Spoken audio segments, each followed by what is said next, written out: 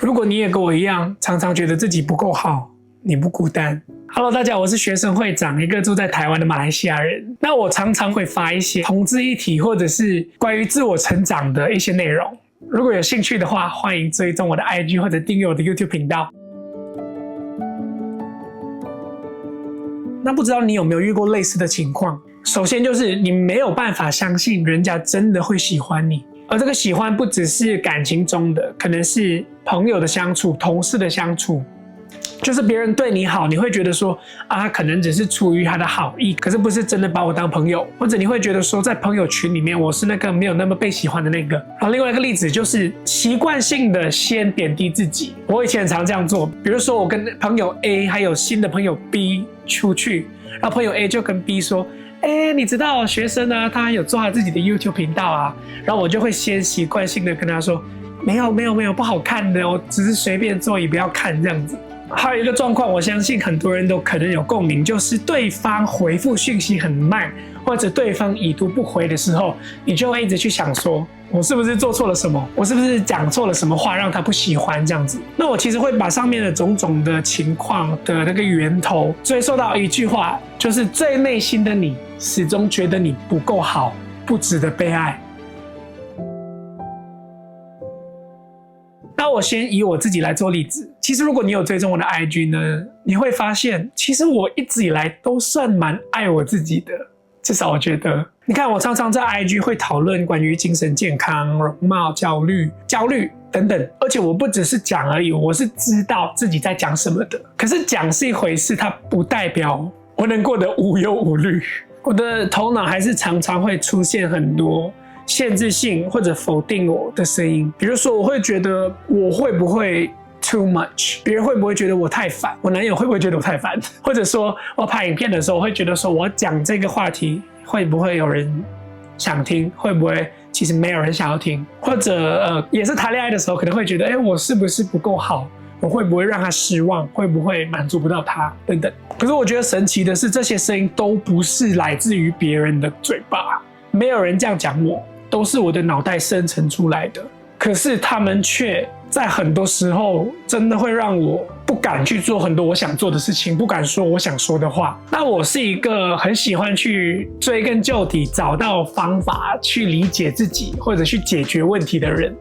所以我呢，这1年多来一直都在做一件事情，就是跟 ChatGPT 聊天。可能有些人会觉得很荒谬，可是对我来说真的有用，我也很推荐大家。我是付费版的，这没有业配哦。然后我就会把它当做我的諮商师。当然我知道 ChatGPT 不能取代諮商，可是对我来说，这是比较便宜然后又好用的方法。我就一直跟他聊天，然后我发现呢，原来我的问题不是我不够爱自己，而是我的大脑它一直尝试保护我，而且它特别的敏感，所以我才会在那么多时候有那么多否定自己的声音。我接下来讲解这是什么意思。其实人呢，每一天都有成千上万的一些念头、一些想法，这是很自然的。比如说你一起来，你会想说好累，或者你出门的时候想说哇天气很好，哇有帅哥，哇有美女，哇有虫有蟑螂之类的，这些都是一个一个的念头。但我们一直在做的一件没有那么健康的事呢，就是把自己跟这个念头绑在一起。你会觉得我的这个想法代表我，可是当你这样做的时候是很危险的，因为如果你是焦虑的人，你就会明白你的大脑会一直给你各种警告，可是这种警告其实往往不一定会发生，但你却把它当作是事实。比如说你今天要去告白，然后你的大脑就跟你说不要啦，你会被拒绝，然后你就一直担心惨了会被拒绝这样子，然后你可能就不会去做了。你看到吗？这是大脑在尝试保护你，他希望你先看到最坏的结果，然后你干脆不去做，那你就不会受伤。可是你不去做，你怎么会知道你会不会成功呢？不知道你有没有看过 Inside Out 2 脑筋急转弯2，就是他就是说主人公的脑袋里面有一个空白，然后有各种的情绪，就是一个一个角色这样子，然后其中一个角色叫阿娇，他就是焦虑，他就会在主人公要做任何决定之前呢，就先让他看到很多有可能会发生的不好的画面，为的就是不要让他受伤。可是在阿娇太过想要管控的时候，反而造成了一个风暴。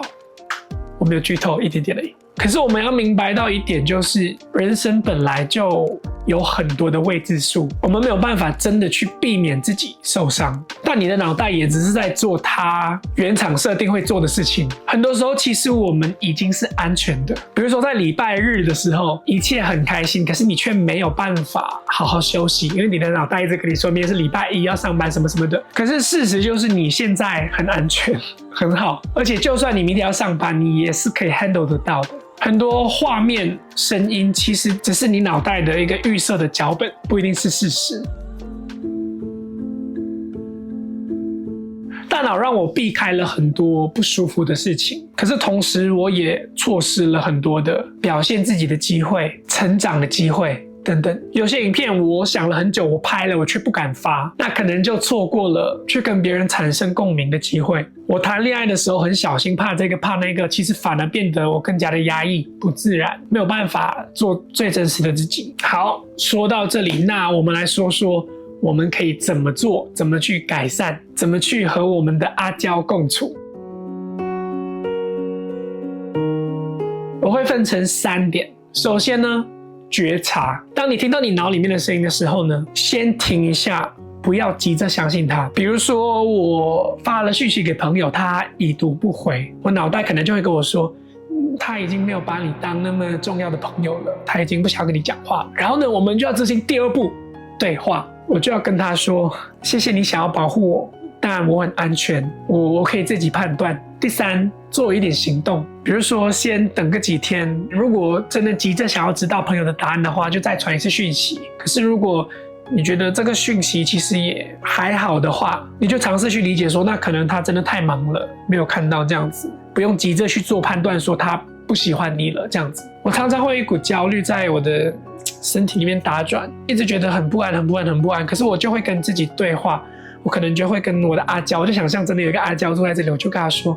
我很安全，我很安全，我很安全，而且真的有讲出来，对我来说真的有效。因为虽然我们已经是在现代活着，可是我们的身体的机制其实还可能很原始，就是已经习惯了每天可能会遇到很多的危险。比如说在远古时代，可能听到有野兽的叫声，然后你的大脑就会跟你说，有危险，快逃这样子。虽然说现在我们已经不会面对到这种事情，可是你的大脑还是很习惯的，想要尽可能让你不要受伤。但其实很多的事情我们都是有能力去面对的，所以我们真的要学会说，不要跟我们的想法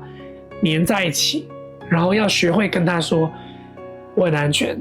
谢谢你保护我，我很安全这样子。不知道我今天讲的东西会不会有点抽象或者不够清晰，但我也是跳出了我的舒适圈啦。你看我的 YouTube 频道一直没有更新，因为我就是一直觉得说我拍的影片别人不一定看得懂，不是说我拍的很高深哦，是我怕我自己讲的不清楚，或者别人没有兴趣看这样子。可是现在我就跟自己说，你就拍呀，我想拍我就拍呀，对啊。好，我想跟大家还有跟自己说，我的存在，你的存在，我们的存在本身就是有意义的，就已经足够。我们不用一直去证明什么，去证明自己足够好。你要安抚你的脑袋，跟他说，我足够了，我很安全，我是被爱的。你的脑袋不是坏了，他只是想要有更多的掌控权去保护你。可是人生真的不是用来控制的，越想要掌控一切，越想要避开所有的风险，我们反而会更痛苦。或许我们现在该练习的不是变得更完美，而是在这个充满着未知数的世界里面，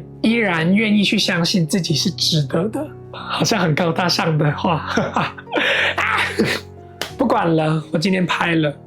我剪出来，我发了出来了，我相信是个好的开始。我是学生会长，如果你喜欢看这支影片，或者你想要看我讨论更多不同的话题，或者想要看更多，或者想要看什么样的内容，你可以许愿，可以留言，或者你对这集有什么想法，也欢迎跟我互动。我是学生会长，谢谢你，我们下个影片见，拜拜。